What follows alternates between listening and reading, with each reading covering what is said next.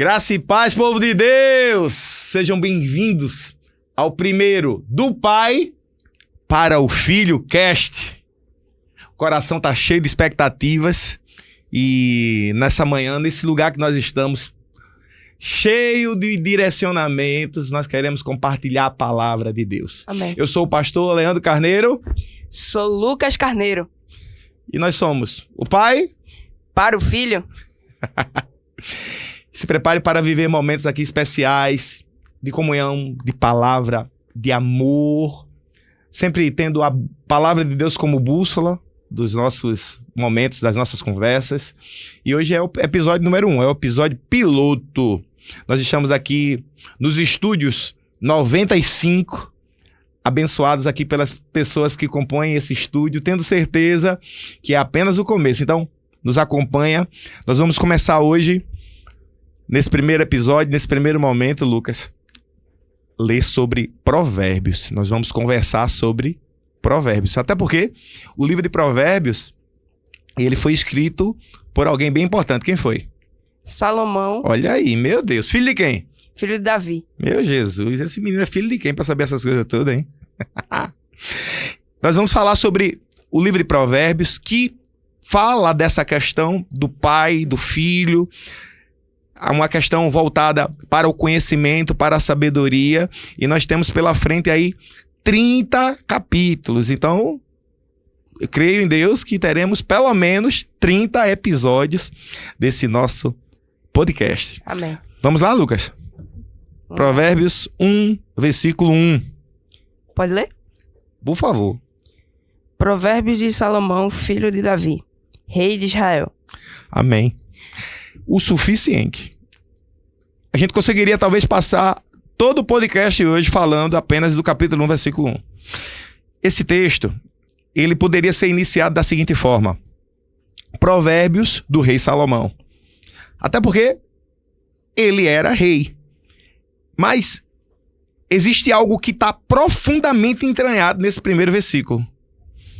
Ele começa dizendo, Provérbios de Salomão. Primeiro, ele sabe quem ele é. Ele é Salomão. Salomão, ele tem a sua identidade. Segundo, ele sabe de onde ele veio. Ele é filho do rei Davi. E nós precisamos sempre levar isso em consideração. Quem nós somos e onde nós viemos. E em terceiro lugar, ele coloca o que ele faz. Rei de Israel. Então a sequência já mostra uma sabedoria imensa. Eu sei quem eu sou, eu sei de onde eu vim e eu sei qual é o meu propósito. Então Provérbios capítulo 1, versículo 1, Salomão diz que realmente o que a gente vai ler nos próximos versos foi escrito por alguém que é sábio. Vai, verso 2.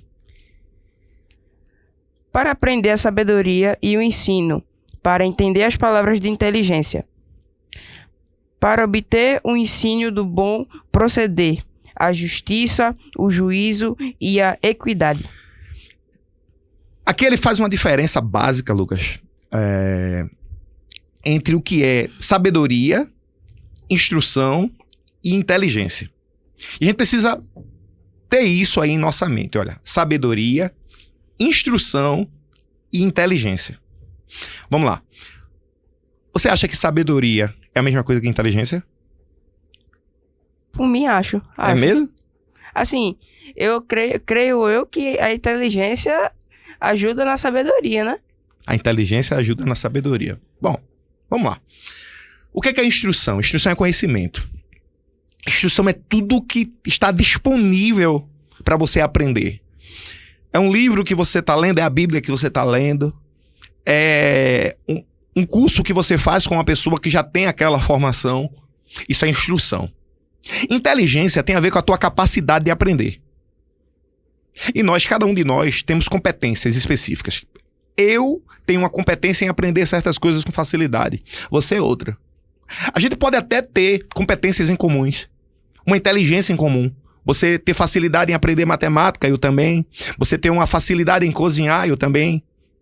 A inteligência tem a ver com essa capacidade de aprender. As pessoas confundem inteligência com sabedoria. Só que sabedoria vai além. Porque a instrução pode me dar inteligência. Só que o uso da instrução direcionada a Deus, é que eu posso chamar de sabedoria. A sabedoria não é uma inteligência qualquer. A sabedoria tem que construir coisas. Só é sábio quem constrói. Só é sábio quem edifica.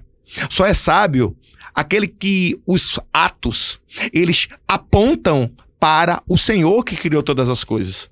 É quando eu olho para você tocando bateria e entendo que houve uma instrução, houve um curso, houve a sua inteligência de aprender, mas o que você é tocando tem a ver com a sabedoria de Deus em você. Então não é algo qualquer, né? Somar 2 com 2 é ser 4, isso é sabedoria. Não, isso é inteligência.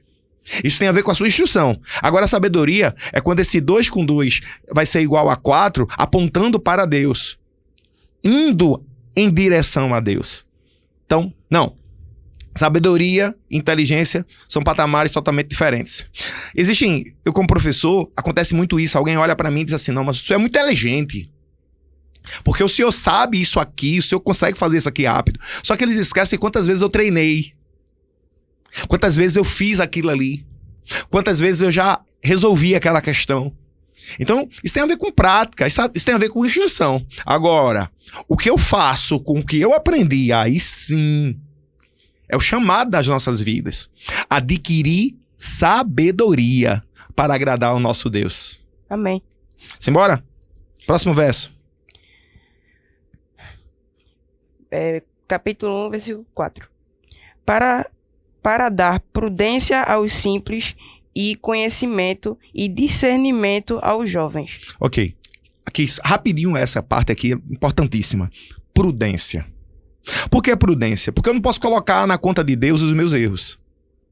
Eu não posso colocar na conta de Deus a minha imprudência, o que eu faço sem pensar. O que acaba acontecendo? Quem tem sabedoria tem que ter prudência. Tem que saber o tempo, tem que entender qual é o limite daquele momento. Agir por impulso é quando eu faço algo que eu quero e digo, não, se eu estou querendo, Deus quer. Bem, a Bíblia diz que o coração do homem é enganoso. Então, na hora que eu sou direcionado por meus desejos, na hora que eu sou direcionado por minhas necessidades, eu estou sendo imprudente. E é muito importante aprender que a sabedoria, ela nos faz dependente de Deus. Quem é sábio depende do Criador. Quem é sábio escuta a voz de Deus antes de tomar uma atitude. Aí ele coloca, que essa questão da prudência não tem a ver apenas com o nível de formação que eu tenho ou com a idade que eu tenho. Ele coloca, para dar aos simples prudência. Então, o simples, ou o rico, ou aquele que tem muitas posses, não importa. É para dar prudência a ele. E aos jovens, conhecimento e bom siso. Pelo menos na minha tradução aqui diz bom siso. O que é bom siso? Condição de decidir bem algo. Capacidade de discernir algo. No verso 5, ele diz, ouça também o sábio e cresça em ciência. E o entendido adquira habilidade. Existe um conformismo, Lucas, e isso é importante entender que Salomão falou isso no capítulo 1, no começo de tudo, que o que eu adquiro de conhecimento nunca será o suficiente. O conhecimento ele precisa ser renovado todos os dias. Não pode ser uma caixa que eu fecho e digo, não, eu já sei o suficiente. Não. Salomão está dizendo aqui que, ouça o sábio e cresça nisso. Então, quem já tem um certo conhecimento precisa estar cavando esse poço o tempo todo para adquirir novas águas, para beber de águas novas o tempo todo. E ele termina dizendo, e o entendido adquire habilidade. Vamos lá. O que você entende aí por entendimento e habilidade? Entendimento e habilidade? Menino. Valendo sua mesada, né? Que mesada? Não tenho. Entendimento e habilidade. Creio eu que para você ter habilidade, você precisa ter o entendimento daquilo, né? Por exemplo, vamos dizer que eu toco bateria. Para eu ter habilidade na bateria, eu preciso ter entendimento, ter estudado, ter aprendido sobre aquilo, para que eu tenha certa habilidade na bateria. Eu entendi, mas eu fiquei confuso. Assim, precisa ser claro com isso, né? Eu entendi, mas eu fiquei confuso. Então, eu não entendi. Mas eu vou tentar explicar o que você disse agora. A habilidade tem a ver com a prática. E o entendimento tem a ver com conhecer. Bom, não é porque eu conheço Deus na Bíblia que o meu relacionamento é prático com Deus. Não é porque eu reconheço o som de uma bateria, que você usou isso como exemplo, tocando numa música, num evento, que eu sei tocar a bateria. O conhecimento tem a ver com o conhecer. A habilidade tem a ver com usar. Tem a ver com colocar em prática. E essa prática, ela tem a ver com conhecimento. Mas, perceba o que ele diz, olha. Ouça também o sábio e cresça em ciência. E o entendido adquira a habilidade. Ele está dizendo que não basta eu entender sobre. Eu preciso ter a prática disso. Isso está totalmente relacionado à nossa fé cristã, à nossa vida cristã. Conhecer um salmo. Não, eu conheço o Salmo 23. O Senhor é meu pastor, nada me faltará. Só que o mundo, as pessoas que não costumam ler a Bíblia, como é que eles vão conhecer o Senhor é o meu pastor? Através da minha prática. Através do que eu faço.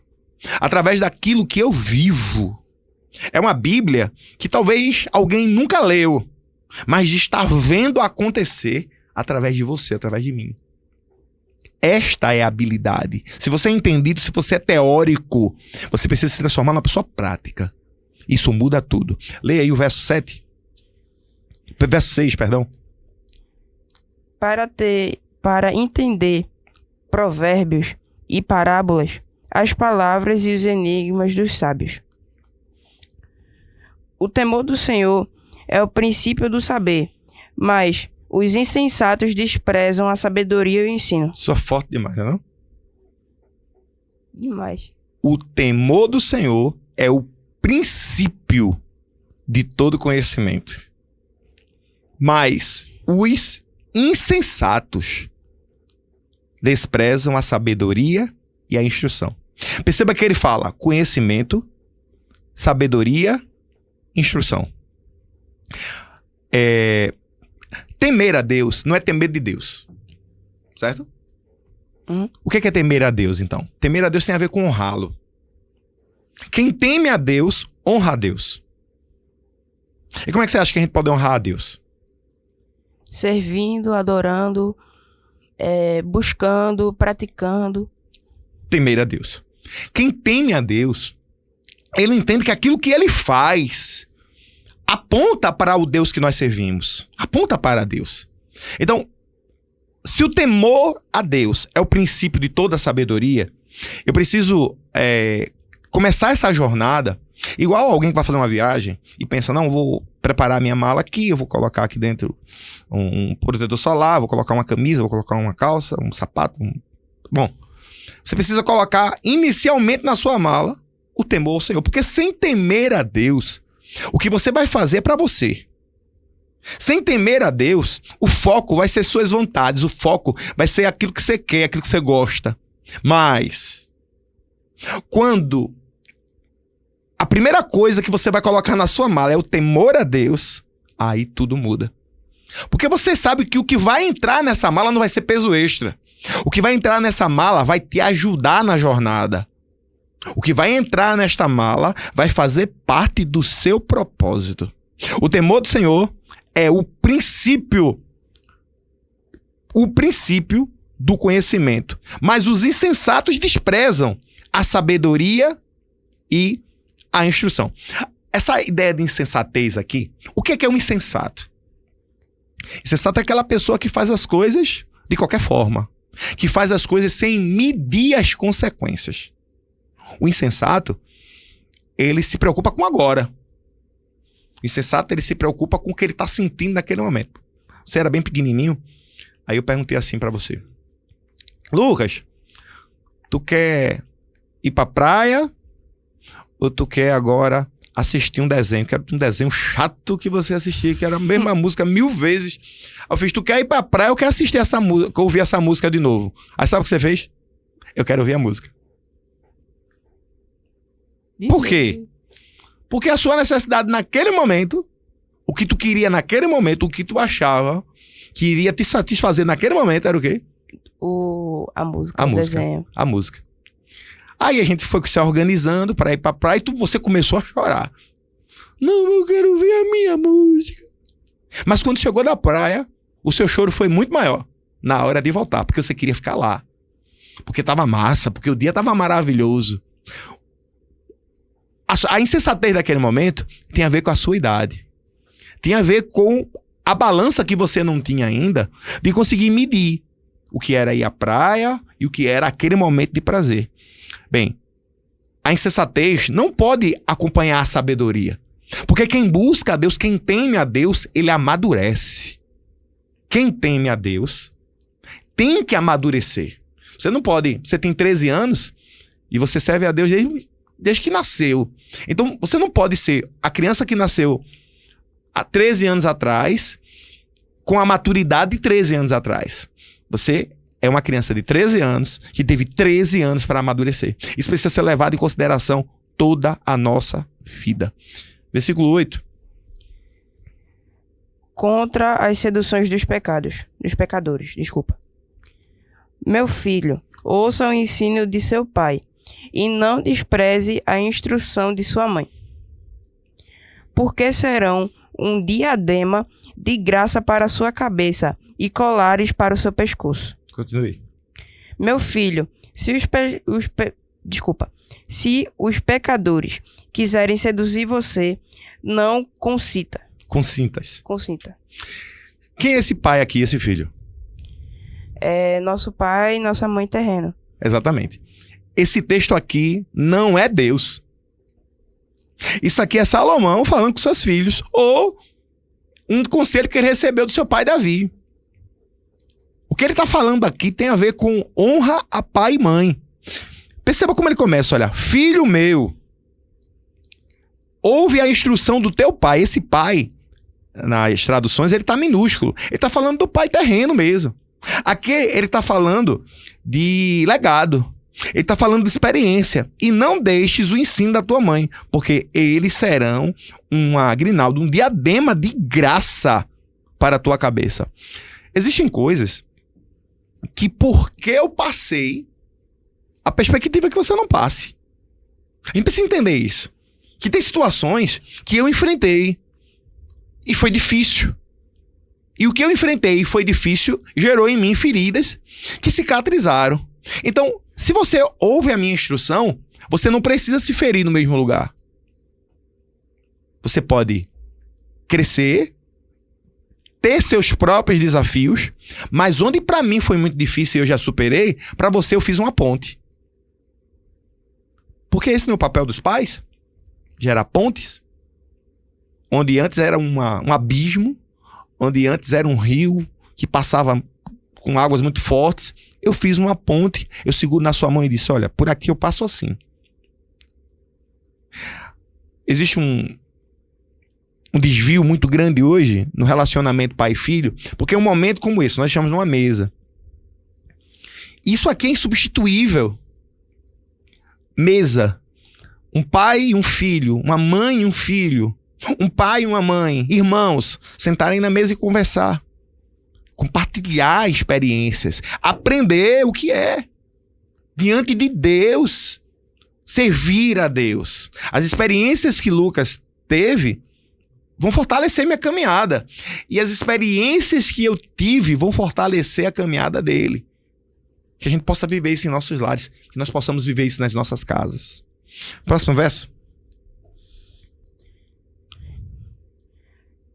Versículo 11.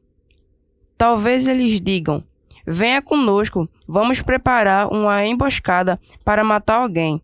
Vamos espreitar os inocentes, ainda que sem motivo.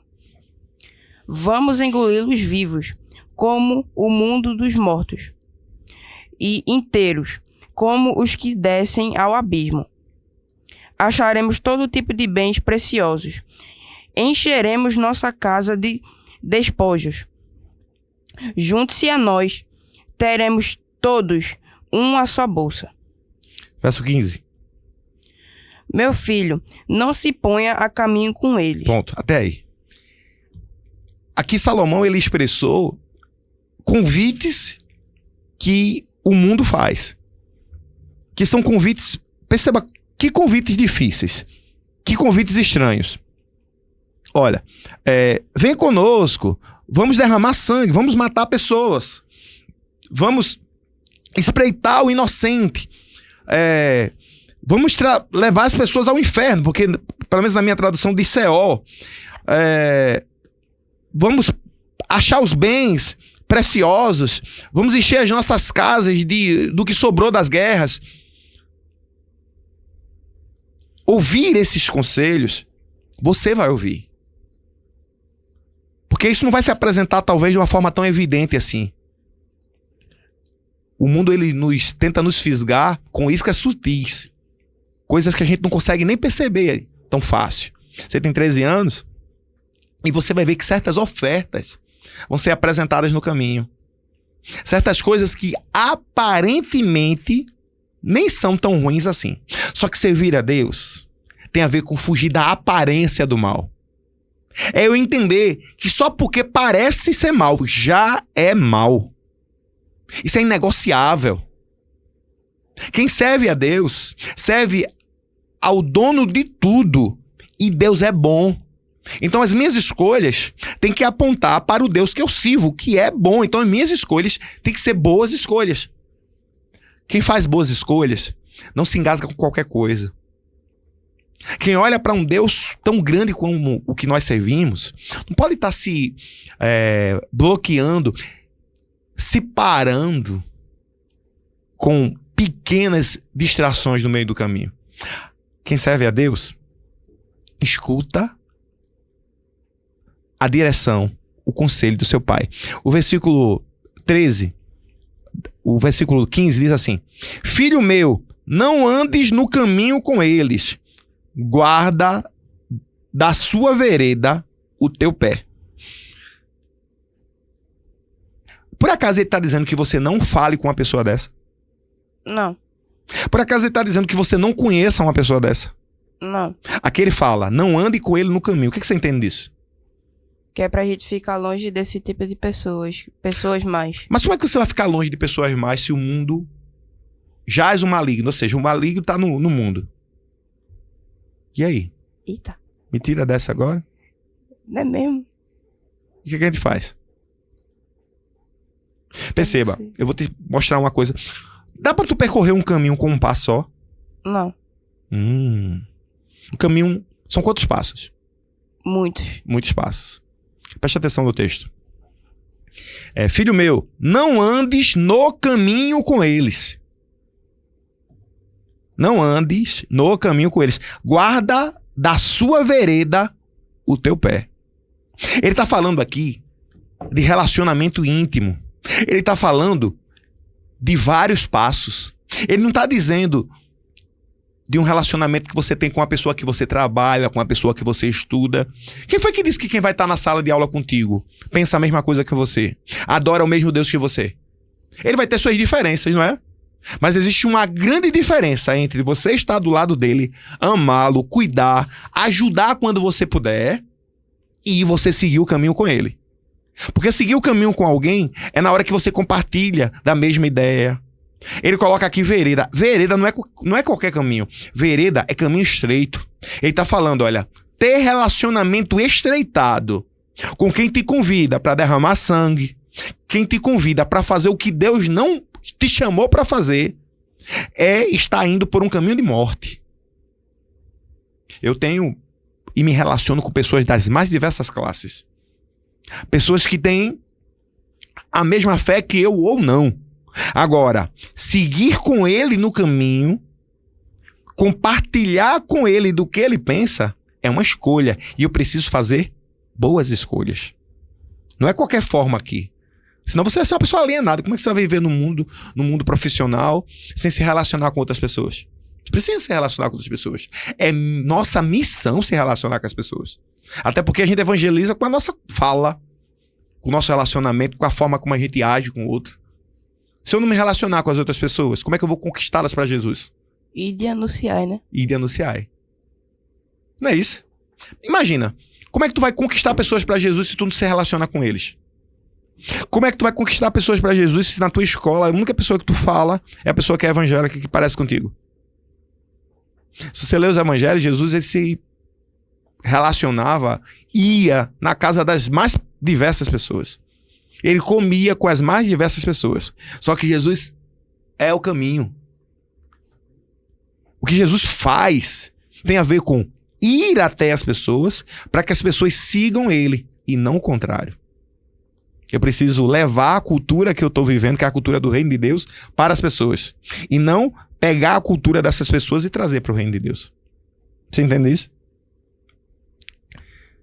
Versículo 16. Porque os pés deles correm para o mal e se apressam a derramar sangue. Pois em vão se estende a rede, se a ave estiver olhando. Isso aqui é muito forte.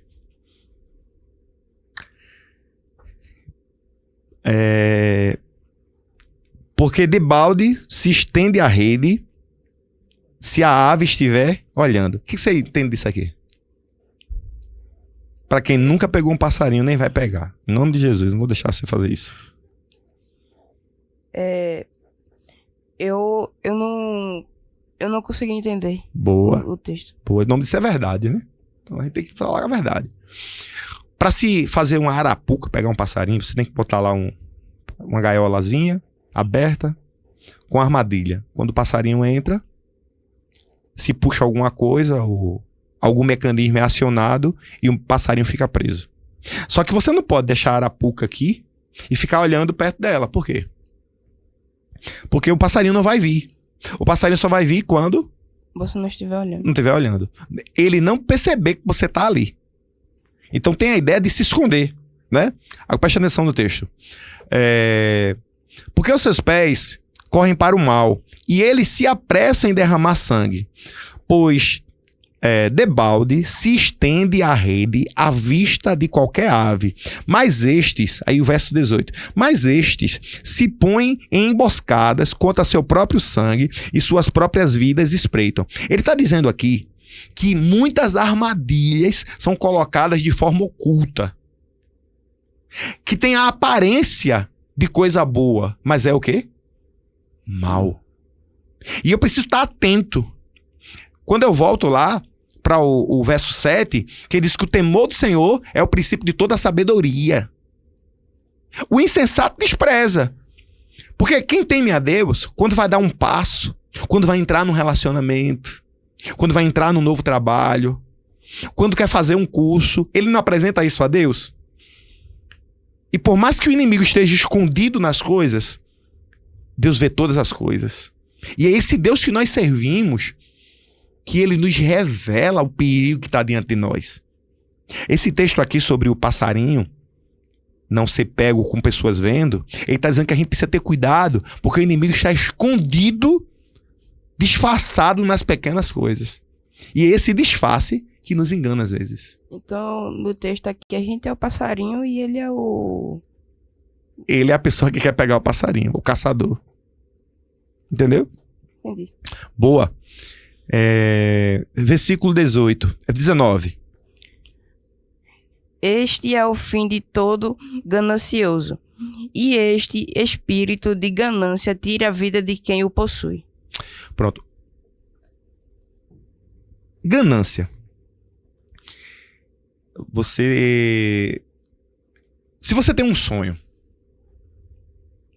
e por você ter um sonho, você quer dar conta da sua família, você quer fazer viagens, você quer ter um carro, você quer ter uma casa, você quer ter uma bateria de uma certa forma. Ter este desejo, esta ambição, é pecado? Não. Mas aquele condena a ganância. Será que tem alguma diferença entre ambição e ganância? Eu não sei. Você tem alguma ambição? Qual seria a ambição de agora sua? O que você queria agora?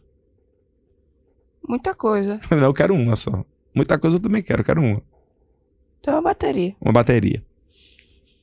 Isso é uma coisa que você deseja pra quê? Pra eu tocar em casa, pra treinar, pra tocar. Pronto, como é o nome disso? Ganância ou ambição? Ambição? Ambição, é um desejo. E essa ambição, você acredita que pode ser suprida como?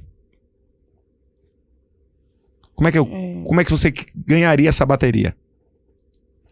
Me esforçando muito pra conseguir recursos e acabar comprando essa bateria. Então você entende que para uma ambição, para um desejo, é necessário um esforço. É necessário pagar o preço. Não é isso? Agora vamos ganância. Você vê a bateria de alguém e diz: eu não quero uma bateria dessa, eu quero aquela bateria. Não, eu quero tomar aquela bateria. Não.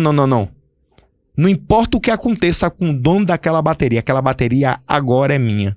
Qual é o nome disso? Ganância. A ganância, ela não se satisfaz com esforços. A ganância se satisfaz tomando o que é do outro. Saqueando o que é do outro.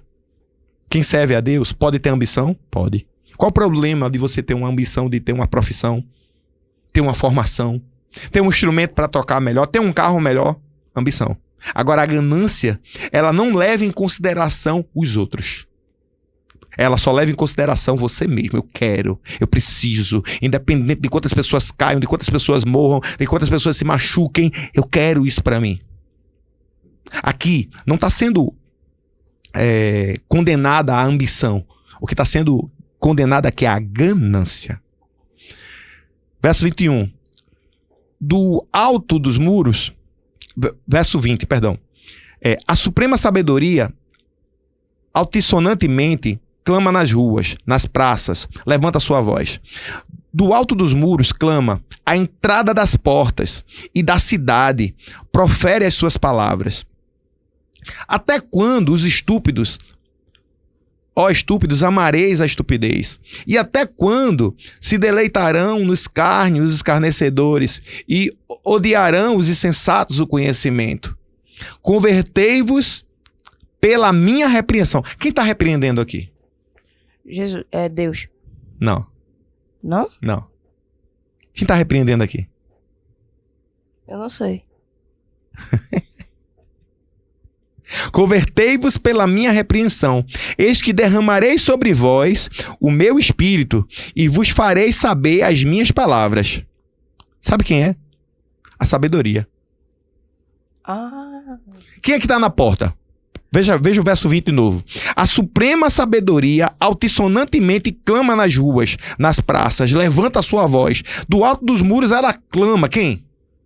A sabedoria. A entrada das portas e na cidade profere as suas palavras. Quais são as palavras que a sabedoria está proferindo? Até quando, ó estúpidos, amareis a estupidez? E até quando se deleitarão no escárnio? Convertei-vos pela minha repreensão. Eis que derramarei sobre vós o meu espírito. Se você perceber na sua tradução aí, esse espírito está minúsculo. Amém. Não é o Espírito de Deus. Isso aqui é a sabedoria que está dizendo assim, ó, eu estou na porta da cidade, eu estou na saída da cidade, eu quero mudar essa cidade. Porque uma cidade sábia, ela é composta de pessoas sábias. Você não pode dizer, esse muro é sábio. Você não pode dizer, esse microfone é sábio. Você tem que dizer que as pessoas daquela cidade são sábias. Por isso que naquela cidade tem sabedoria. E a sabedoria está onde? Na entrada da cidade. Está no meio dela, gritando, olha, eu quero transformar o momento dessa comunidade, dessa civilização. Convertei-vos, pois. Aí verso 24. Mas porque clamei e vós recusastes? Porque estendi a minha mão e não houve quem desse atenção? Antes desprezastes todo o meu conselho e não fizesse caso da minha repreensão? Também eu me rirei do dia da vossa calamidade. Zombarei quando sobrevier o vosso terror. Calamidades e terrores. Nós estamos vivendo um momento de guerra. E essas guerras que estão acontecendo, elas têm a ver com muita coisa. Falta de empatia, falta de amor a Deus. Mas Em ponto máximo, falta de sabedoria. Porque é com sabedoria que se resolve dilemas sem ter que se derramar sangue. É com sabedoria que eu consigo conversar com alguém, definir bem limites, sem ter que odiar essa pessoa. Só que quando falta a sabedoria, vem agora o pulso, né? Vem agora a força. Toda vez que a sabedoria ela se ausenta de um lugar, vem a ignorância. E a ignorância é a ignorância que bate. Você já apanhou do seu pai? Não. Mas a gente já teve conversas duras? Já. Você já foi castigado por seu pai? Já. E o castigo foi lhe batendo? Não. Mas produziu mudança na sua vida? Na sua atitude? Sim. Por quê? Porque o Senhor me corrigiu. E correção tem a ver com sabedoria. Onde tem sabedoria, tem correção, tem mudança. Mas, onde a sabedoria sai, reina a estupidez. Reina a força. Reina a brutalidade. E a gente precisa entender que a sabedoria está aqui gritando, chamando pelo nosso nome, querendo entrar na nossa casa, querendo entrar na nossa igreja. E eu falo de igreja porque eu creio que a maior parte das pessoas que vão estar me assistindo agora são da igreja, mas pode ser na sua empresa também, pode ser no seu lugar de trabalho, no seu ambiente de trabalho, pode ser na sua rua, onde as coisas estão totalmente fora de controle, calamidades estão acontecendo, discussões o tempo todo. É necessário chamar a sabedoria para dentro da casa. Entender que relacionamentos firmes são pautados na conversa, naquela pessoa que eu vou ouvir, mas que também vai me dar a oportunidade de falar. Porque conversa, diálogo, são pessoas conversando, não é monólogo. Mas às vezes eu assumo uma posição de autoridade e eu quero falar, e eu quero dizer o que eu sinto, e o que eu sinto é a verdade. Ei, a sabedoria está na porta, clamando. Deixa eu entrar. Deixa eu transformar o terror, a calamidade, em bênção. Verso 27. Leia o verso 27. Quando o terror chegar com a tormenta, quando a calamidade chegar com o redemoinho, quando lhe sobreviverem o aperto e a angústia. Então, a mim clamarão. A mim quem? A Deus? A sabedoria. A sabedoria. A mim clamarão, mas eu não responderei. Diligentemente me buscarão, mas não me acharão. Porquanto aborreceram o conhecimento e não preferiram o temor do Senhor. Aí agora apareceu o Senhor. Veja que como esse texto ele é profundo, olha. Então a mim clamarão, mas eu não responderei. Diligentemente me buscarão. Ele agora vai ter uma busca incessante. Não, a gente precisa entender porque que isso está dando errado. Mas não me acharão, porque não é na hora que eu quero. A sabedoria é uma continuidade de práticas, é uma vida de práticas. Então não pode ser uma coisa que, não, eu quero agora. A sabedoria não combina com imediatismo. Agora eu quero, agora eu faço. A gente já conversou outras vezes aqui, pelo menos eu e você, sobre, não, porque eu quero isso agora. Aí a pergunta é, você tem um dinheiro para agora? Tenho. Mas você está precisando disso agora? Não. Então se você gasta esse dinheiro agora numa coisa que você não precisa agora, tu tá tirando recurso de algo que talvez tu vai precisar. E o recurso que tu tinha, tu gastou com o que tu não precisa. A sabedoria é a mesma coisa. Eu preciso entender que a sabedoria, ela vem de um investimento. Um investimento de tempo. Um investimento de leitura. Um investimento de relacionamento. Eu preciso me permitir para que a sabedoria possa adentrar dentro da minha casa. Para que a sabedoria possa adentrar dentro de mim. Porquanto aborreceram o conhecimento, aí, não buscaram o conhecimento e não preferiram o temor do Senhor, porque o temor do Senhor é o princípio de todo conhecimento. Não quiseram o meu conselho e desprezaram toda a minha repreensão. O verso 31, portanto, comerão do fruto do seu caminho e se fartarão dos seus próprios conselhos. Porque o desvio dos nécios, dos loucos, os matará. E a prosperidade dos loucos os destruirá. Veja bem, o desvio também é algo poderosíssimo aqui. Porque o desvio dos loucos os matará. E a prosperidade dos loucos os destruirá. Ele falou que O que é um desvio? Você tem um caminho e esse caminho é o correto.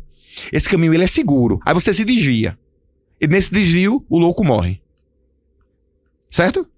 Só que ele está falando aqui que a mesma morte que nós temos quando nos desviamos, nós temos também quando prosperamos naquilo que não teme ao Senhor. O que você entendeu disso? Não entendi muito, eu entendi mais ou menos. O que você entendeu mais ou menos? Eu entendi que se a gente investir naquilo que Deus não quer, em coisas, por exemplo, que não é da vontade de Deus, Sim. que se desvia do caminho, acaba não prosperando. Mas aqui ele disse que prospera.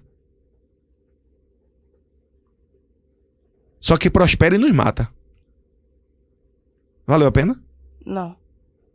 É quando Deus tem um propósito na minha vida, eu não aceito esse propósito, eu me desvio desse propósito, vivo outra coisa, financeiramente eu cresço, meus bens se aumentam, as riquezas entram nos meus bolsos, mas era aquilo que Deus queria? Não. Então é uma morte. Eu morri para aquele propósito. Porque você prosperou, mas não era a vontade de Deus. Não era na vontade de Deus. Então, quando eu temo a Deus, inclusive, eu estou disposto a viver o propósito de Deus. Você sabe qual é a minha formação? Sou professor de física e engenheiro. Você já me viu falar que eu trabalhei como engenheiro? Não. Por que eu não trabalhei como engenheiro? Porque não era o que Deus queria pro seu. Exatamente. Eu vi um chamado de Deus. E esse chamado entrou em confronto com a minha formação. O que eu precisei fazer? Eu não tive escolha. Eu ouvi a voz de Deus. Porque a minha escolha foi ouvir a voz de Deus. E a gente precisa entender para onde Deus está apontando a bússola. E ao ir nessa direção, nós temos vida e vida em abundância. Porque o último verso 33 diz: mas o que me der ouvidos habitará em segurança. Mas o que me der ouvidos a quem? A Deus. A sabedoria. Mas quem me der ouvidos a quem? Sabedoria. A sabedoria habitará em segurança e estará tranquilo, sem receio do mal. Por que eu estou insistindo na sabedoria? Porque só tem sabedoria quem teme a Deus. Até porque Deus, ele é a sabedoria. Então eu preciso entender isso. Que não existe evangelho, que não existe relacionamento de Deus sem a Bíblia. Que não existe relacionamento com Deus sem eu estar servindo meu irmão. Que não existe relacionamento com Deus sem eu estar em um lugar, de uma comunidade de adoração, adorando a Deus. Não, eu tenho meu relacionamento com Deus. Como? Se o evangelho que nós conhecemos veio através de Jesus, e Jesus era o único que podia sozinho dar conta de tudo, e ele trouxe pessoas para junto. Nomeou 12 para ser representante dessas pessoas. Cuidou desses 12, cuidou das pessoas. Aí eu sou melhor que Jesus. Aí eu não preciso de pessoas, eu não preciso de igreja, eu não preciso de ninguém. O temor do Senhor é o princípio de toda a sabedoria. E a sabedoria tem a ver com a minha prática de vida. Este foi o nosso primeiro do Pai para o Filho cast. E eu quero te dizer que vem muito mais por aí. A gente está preparado para ter momentos como esses multiplicados. E você é nosso convidado, nossa convidada para nos acompanhar. Se prepare que a porção vai ser dobrada em cada encontro. Que o Senhor abençoe vocês. E obrigado pelo primeiro do Pai para o Filho Cast. Tchau, pessoal.